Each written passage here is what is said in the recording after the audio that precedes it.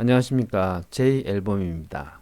오늘 또 둘째 날 6DQ5 3극 모드 싱글 앰프 자작을 이어가겠습니다.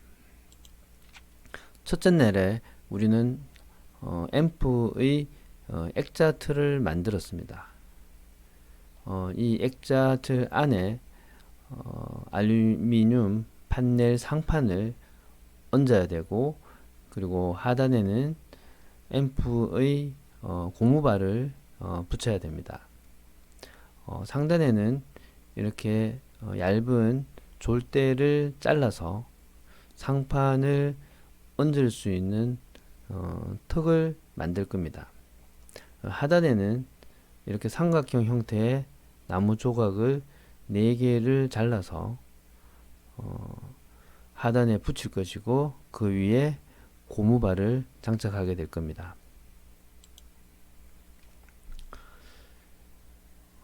사진은 이미 졸대로 상단부의 판넬을 버텨줄 턱을 만든 상태입니다.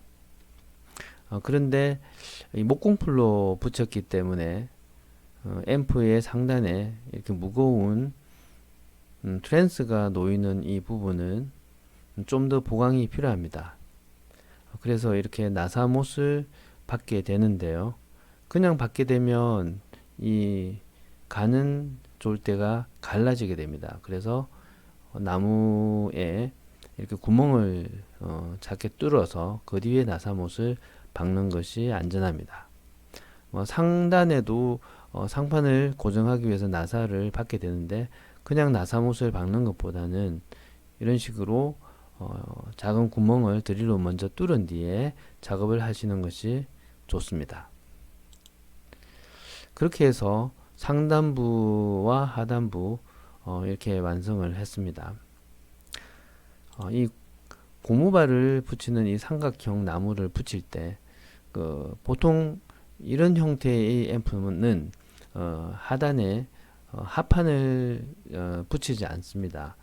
그런데 저는 혹시나 나중에 밑쪽에 덮개판을 붙일 것을 감안해서 그 두께만큼 이렇게 단차를 두고 안쪽으로 삼각형 나무 조각을 붙였습니다. 그리고 임시로 포맥스로 아래쪽에 댄 뒤에 그 위에 고무발을 장착했습니다. 이렇게 했을 때 이 앰프의 하중이 이 삼각형 나무에 굉장히 많이 눌리게 되는데, 이게 버틸 수 없을 수도 있습니다. 그래서 이렇게 여기도 구멍을 뚫고 나사못을 박아서 좀 더 보강을 할 수가 있습니다. 다른 방법으로는 이 삼각형 나무 조각 뒤쪽에 목공풀을 아주 두툼하게 발라서 보강해도 괜찮습니다.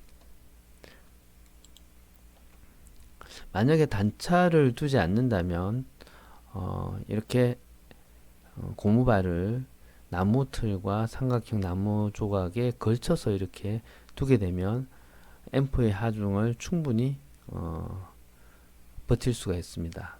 어떤 보강을 하지 않아도 그렇게 하는 방법이 있고, 오른쪽에 있는 이 사진은 실제로 그렇게 만든 사례입니다.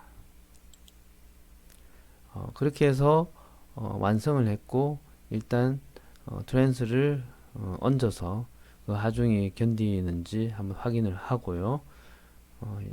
오른쪽은 하단에 고무발을 단 모습입니다. 이 부분은 직접 작업하는 내용은 아니고요.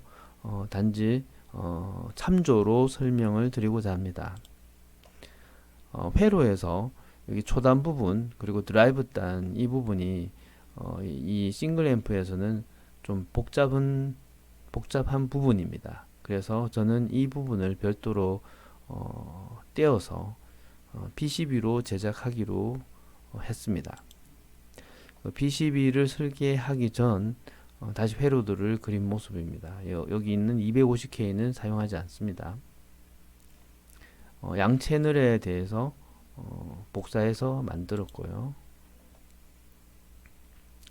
그리고 실제 패턴을 설계한 모습입니다.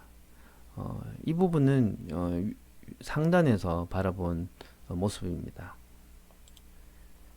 그리고 패턴을 제거하고 부품의 배열만 나타내 본 그림입니다. 3D 가상으로 이렇게 한번 본 모습입니다. 이 그림은 실제 뒤에서 바로 본 패턴의 모습입니다. 우리가 지금 앰프 자작을 할 때 앰프의 뒤쪽에서 작업을 할 건데 항상 이 패턴 모습을 보고 자작을 하기 때문에 이 단자들과 이 패턴의 모습에 대해서 익숙해질 필요가 있습니다. 이쪽 부분은 네거티브 피드백이 스피커의 그 출력 트랜스 쪽에서 오는 부분이고요. 여기는 실제 RCA 입력 단자, 볼륨을 거친 뒤에 들어올 입력 단자입니다.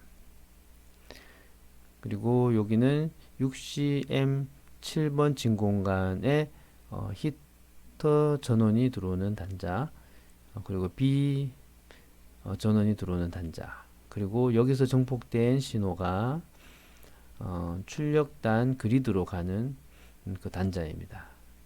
반대편 채널이고요. 동일합니다. 이렇게 둘째 날의 작업에 대해서 설명을 드렸습니다. 다음에는 계속 이어서 셋째 날 작업에 대해서 또 설명을 드리겠습니다. 수고하셨습니다.